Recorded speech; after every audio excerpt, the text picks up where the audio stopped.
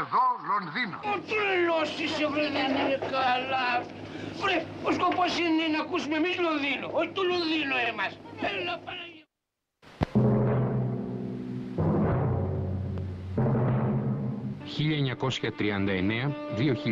1939-2005. Η αρχή και το τέλος.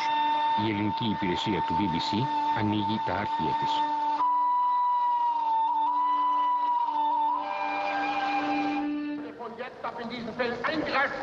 Und richtete ihr sichtlich das Gebot der Stunde nicht erkennen, des Amtes entgegen. Εδώ Λονδίνον.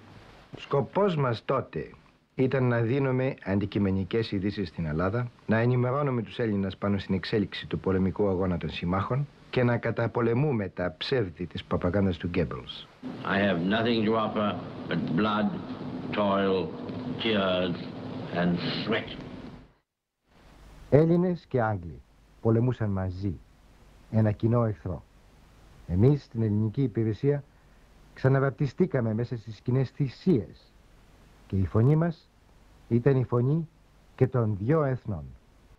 Handelt sich also beim Aufmarsch der deutschen Kräfte nicht um eine Hilfe für Italien gegen Griechenland, sondern um eine vorfolgende Maßnahme gegen den britischen Versuch, gedeckt im Getöse des Italienischen. Ο ίδιος ο Ντούτσε δεν μου ζήτησε ποτέ να θέσω στη διάθεσή του ούτε μια γερμανική ιεραρχία.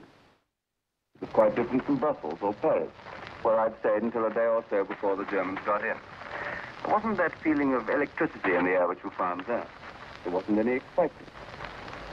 No country cherishes their national liberty so much, and they won't rest until they get it again.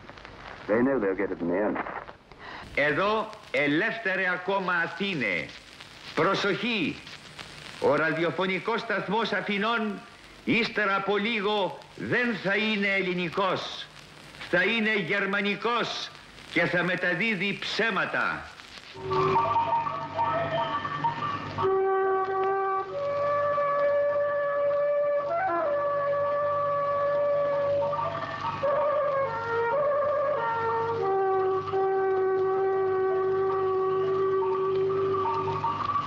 Εδώ Λονδίνον.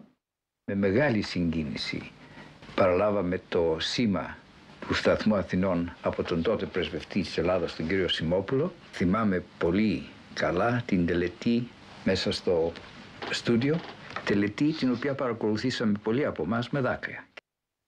Έλληνες, παρήλθαν ήδη 5 μήνες αφότου υπό την πίεση μιας απροπλήτου και βαρβάρου υλικής βίας, η οποία έριψε εις το σκότος μιας προσωρινής βαναύσου εχθρικής κατοχής την αγαπητή μας πατρίδα, απεχωρήσαμε από την πρωτεύουσα μετά της νομίμου ελληνικής κυβερνήσεως και μετέβημεν εις Κρήτην για να συνεχίσουμε τον υπερελευθερίας και ανεξαρτησίας αγώνα.